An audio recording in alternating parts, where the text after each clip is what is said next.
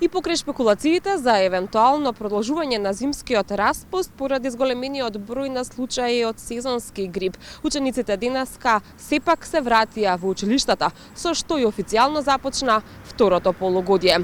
Учениците сега се на ред да покажат труд и посветеност и успешно да ја завршат и оваа учебна година.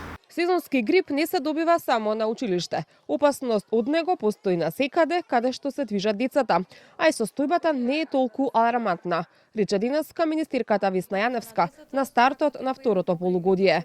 Таа истакна дека има целосна доверба во одлуката на здравствените власти, кои донесоа конечна одлука второто полугодие да почне без одлагање. Нашите ученици до 15 годишна возраст имаат 900 часа помалку, затоа што сите истражувања во светот и кај нас кажуваат дека колку се почесто децата на училиште поредовни, толку поголеми успеси постигнуваат. Друго, грип не се добива само на училиште, се добива и дома, и на улица, и на скијање.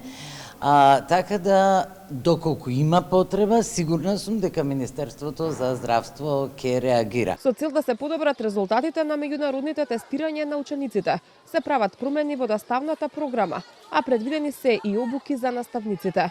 Јаневска посочи дека досега 900 наставници добиле обука за користење на вештачката интелигенција во училиштата. Со Брейнстер направивме обука на 200 наставници, со Инофеид направивме обука за 700 наставници и сега се договараме за обука за нови 700 наставници, што значи тоа што е актуелно во светот, е актуелно и кај нас. Се разбира, ние мора со малку позабрзано темпо да работиме, затоа што во некои иновации би рекла доцниме, но јас сум сигурна дека ќе постигнеме се што треба. Ние имаме проблеми во читање и разбирање, па сега имаме една приоритетна обука која ќе спроведе Бюрото за развој на образованието, токму за читање и разбирање, за дигитални вештини и така натаму. Во вториот дел од учебната година ќе продолжи процесот на воведување едносменска настава, со која досега се опфатени околу 200 училишта.